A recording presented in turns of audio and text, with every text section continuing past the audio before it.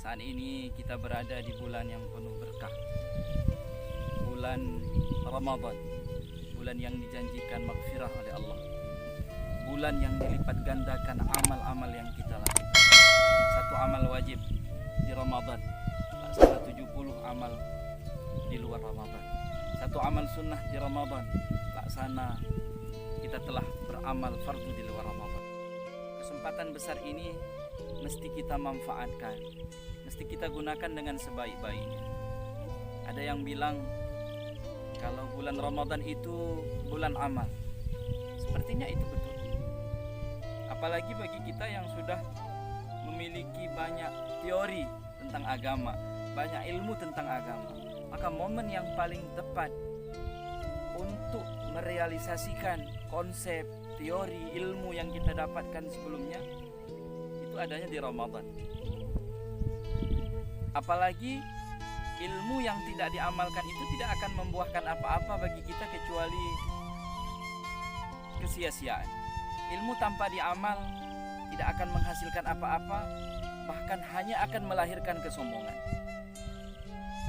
Gunanya ilmu memang untuk beramal.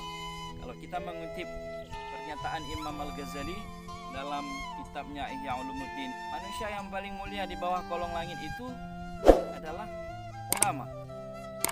Apakah ulama mulia hanya karena ilmunya? Bukan. Tapi mulianya ulama karena ilmu yang diamalkan. Kita akan mulia bukan hanya karena kita seorang yang pandai, tapi kita mulia saat kita pandai lalu kita mengamalkan kepandaian kita, khususnya tentang agama ini, Pak. Teori sholat. Maka teori sholat itu tidak akan menghasilkan apa-apa bagi kita, tidak akan mendatangkan kemuliaan bagi kita, tidak akan mendatangkan keridhaan Allah bagi kita apabila kita tidak merealisasikan ilmu sholat itu ke dalam kehidupan kita sehari-hari. Dalam hadis juga disebutkan oleh Rasulullah, man ta'allama ilman lam ya'mal bih. Siapapun yang mencari ilmu, yang menuntut ilmu, tapi dia tidak pernah mengamalkan ilmunya, lam yazidhu illa kibar. Maka tidak akan bertambah bagi dirinya itu kecuali hanya kesombongan saja. Kita akan mulia itu karena amal kita. Inna akramakum 'indallahi atqakum. Semulia-mulia kamu di sisi Allah itu adalah yang paling takwa. Takwa itu adalah wujud daripada sebuah pengamalan agama, pengamalan daripada konsep-konsep agama. Teori salat, dia akan mendatangkan kebahagiaan bukan pada saat kita faham tentang salat, tapi saat kita wujudkan teori salat dengan salat itu sendiri secara nyata. Di Aceh dulu seorang syekh besar, Syekh Abdul Ghaffar, itu orangnya hafal Quran 30 juz, menguasai ilmu hadis, bahasa Arabnya fasih, bahasa Inggris fasih, bahasa Melayu mantap, bahasa Indonesia mantap, bahasa Aceh mahir, banyak bahasa yang bisa dia kuasai. Ya, bahkan bergelar dia seorang profesor, melahirkan lebih dari 1.400 lebih karya yang pernah dihasilkan pada saat hidupnya. Tapi apa yang terjadi, sahabat muda Islam yang mulia? Ilmu yang begitu banyak yang dia miliki, yang telah dia tuntut mungkin bertahun-tahun lamanya di berbagai universitas, bahkan sampai ke Mekah Al-Mukarramah, itu tidak membuat dia mulia di sisi Allah, bahkan juga hina di sisi manusia. Walaupun dia digelar Syekh Abdul Ghaffar, tapi pada saat orang-orang tahu dia adalah seorang manusia yang berilmu tapi tidak mengamalkan ilmunya, itulah dia yang memiliki nama asli Snok Horgroji.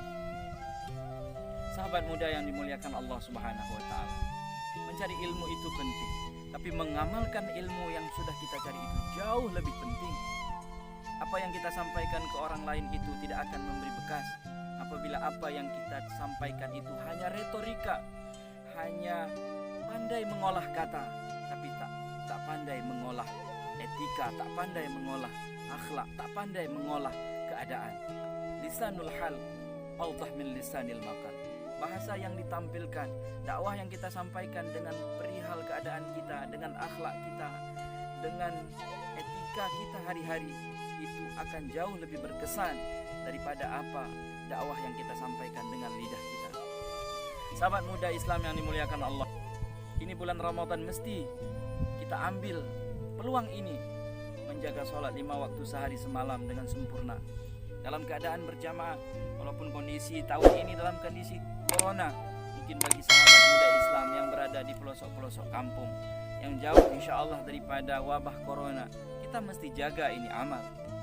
Ada seorang syekh masuk ke suatu kampung, lalu di kampung tersebut syekh tersebut merasa sangat takjub, merasa sangat senang karena melihat banyak anak muda di kampung tersebut, remaja putra putrinya sibuk dengan mencari ilmu pengetahuan, membaca buku-buku, bertanya tentang perkara-perkara dunia dan perkara agamanya.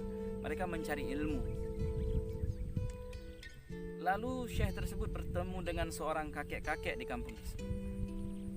Ulama tersebut mengatakan kepada syekh, "Masya Allah, luar biasa, wahai kakek, keadaan kampung anda itu Masya Allah luar biasa sekali." Kakek bertanya, "Kenapa?" "Karena di sini banyak penuntut ilmu. Di sini banyak anak-anak yang menuntut ilmu. Di sini banyak orang-orang yang mempelajari agama." Apa dijawab oleh si kakek tersebut? "Tidak, di sini tidak ada penuntut ilmu." Ulama ini berkata, "Bagaimana mungkin Anda mengatakan tidak ada? Ini banyak anak-anak menuntut ilmu, pemuda-pemudanya menuntut ilmu. Bagaimana Anda mengatakan banyak orang tidak menuntut ilmu?" Si kakek ini menjawab, "Orang yang tidak hadir di jamaah sholat subuh, sesungguhnya dia sedang tidak menuntut ilmu." Sahabat muda Islam yang dimuliakan Allah Subhanahu wa taala, inilah pentingnya amal, pentingnya mengamalkan agama yang kita pelajari ini, yang kita fahami ini. Agama kita ini akan tersebar dengan pengamalan, dengan ilmu dan amal, bukan hanya dengan ilmu semata, bukan hanya dengan amal tanpa ilmu, tapi ilmu yang diikuti oleh amal.